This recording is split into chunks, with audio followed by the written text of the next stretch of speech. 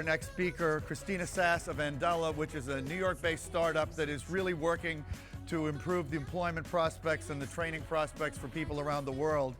So Christina, let's hear something that your guys are doing that might cheer us up a little bit. Morning.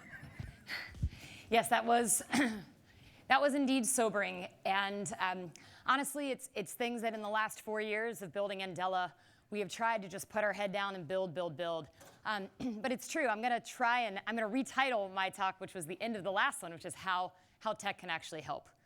So I do think that there was a belief that sort of once the internet was widespread, that we would just lay the fiber cable and people would rise up out of poverty. That's false. There's a lot of all sorts of support that needs to help. But I will respectfully disagree with part of what Professor Sachs said, which is how markets are a force in whether or not tech can help. We firmly believe and have seen over the past 4 years that the need for technologists all over the world is going to force people to look internationally. And so this is about distributed work. It's about how distributed work is absolutely responsible. It's about how distributed work is responsible for democratizing wealth, not just distributed work. So we can retitle this one, How Tech is Helping, and also how the future of work is both distributed and how the future of wealth is distributed. So let me just set the scene a little bit. Raise your hand if you are building a company or part of a company that is currently hiring software developers. Yeah, all of us. So just to put some numbers around that, there are about 5 open jobs for every 1 software developer in the United States right now that's looking for one. So for every company that's out there trying to grow, we experience a real pain point with about 1.4 million open jobs that actually just went unfilled, completely unfilled in 2016. And so if we looked at, in the United States, how to solve this alone, if we took all of the computer science degree grads, the engineering degree grads, and even dev boot camp or career changers, that would total up by 2020 about 400,000 people total. And so you're going to still leave 1 million unfilled jobs. So this is a crisis. And you may have noticed software developers are pretty integral to the tools that all of us need to run our lives these days, and certainly the tools that we need to distribute wealth globally. Meanwhile, those coveted software developers that we need so much are working in a distributed fashion. 64% of developers in the last few years are working at least part of their full-time jobs in a distributed way, and this is a huge ramp up. We've seen this over the course of the last few years, but since 1995, a 300% rise in the amount of the distributed workforce. And so if you look at this in combination, you've got everyone needing developers, they're all working in a distributed way. We think there's about 3.5 million software developers in the United States. And once again, there's almost under 1% unemployment rate for them. They have their choice of the jobs that they want. And meanwhile, everyone's looking for tech talent. So we're going to have to look elsewhere. When we tackled this problem in 2014, I'd been working on the continent of Africa for about 5 years. And I knew the extraordinary amount of talent, and particularly the depth of the tech talent pool. And in fact, we believe Africa to be the largest and the youngest pool of untapped talent in the world. And it is also one of the most exciting places for tech startups and the tech scene. So raise your hand if you started transferring money on your mobile phone post-2014. Maybe a few of us did it before that. Okay, I think I probably transferred money on my phone for the first time in 2013. The Maasai tribe is one of the oldest tribes on the planet. They have been transferring money on their mobile phones in Nairobi and surrounding areas since 2007.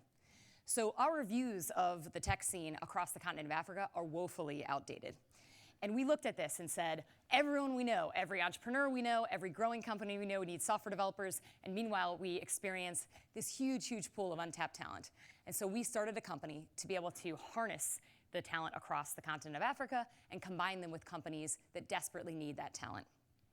And so we started Andela. Our mission is to advance human potential by powering today's teams and investing in tomorrow's leaders. And I say this in the context of there's tech talent all over the globe. We think that, again, 3.5 million software developers in the States, there's 20 million worldwide. And so, I would encourage you to look at all sorts of incredible things that are happening in the wider world. This is our solution to this problem.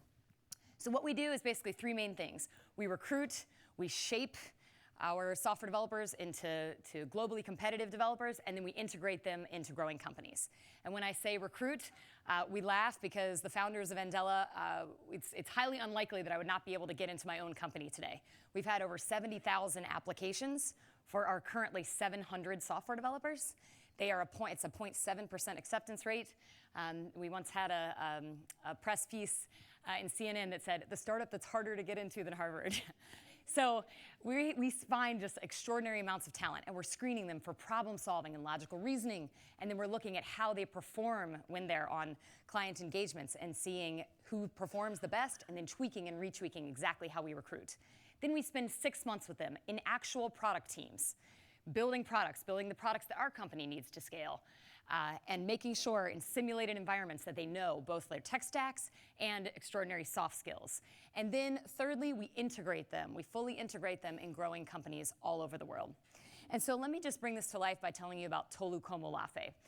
When we met Tolu, she was 25. She grew up on the outskirts of Lagos, Nairobi. She had a 4-year degree in computer science or engineering, and she was unemployed when we met her. And just to set the stage, in July of 2014, Ebola was spreading across West Africa. There was a hotly contested political race between Buhari and Goodluck Jonathan. And at that time, for her cohort, we had 2,500 applications who all took the same problem-solving logical reasoning test. And the testing service called us and said, you're crashing our systems. We've never had this many people apply to a job. What the heck is this job? And secondly, you have about 48 candidates in this pool that we believe to be in the top 2% of IQ in the world.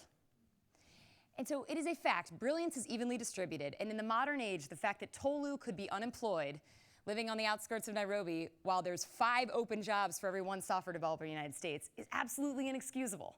So we were delighted to find Tolu, and we placed her with a company called Everplans. They are a high-growth startup right here in New York. They do end-of-life planning through a very creative online platform. And Tolu, since then, has risen to be a leader on the Everplans team. In fact, she's been over to visit them about two to three times a year, because every time they do a major product launch, they say, she's so integral to our team, we need her here. So she's now managing several of her other Andela colleagues, and also is a leader managing their Everplans team. So our software developers are fully integrated in companies, and she is a leader both on our team, helping to bring tons of other young women to apply for software developer jobs, and now has been recognized in the New York Times, in CNN. You'll see a clip later of her on Fareed Zakaria. And so this is the power and possibility of distributed work. This is the tech talent that all companies need. And it's not just us. Tolu can be an extremely effective member of that team, and she's fully co-located. It's great that she can come over 2 to 3 times a year, but God forbid what Professor Sachs has said about the leadership of today happens, and they shut down the borders. That will not stop Tolu from helping Everplans to grow. So this is a solution in technology that can absolutely help. And so we're learning all kinds of things about distributed work that companies who need to be good at it are going to have to learn themselves, to push decisions downward to teams, to really be distributed, and to constantly iterate. And it's not just us. Here are some of the leaders in distributed. I don't know about your companies, but my company is obsessed with Slack.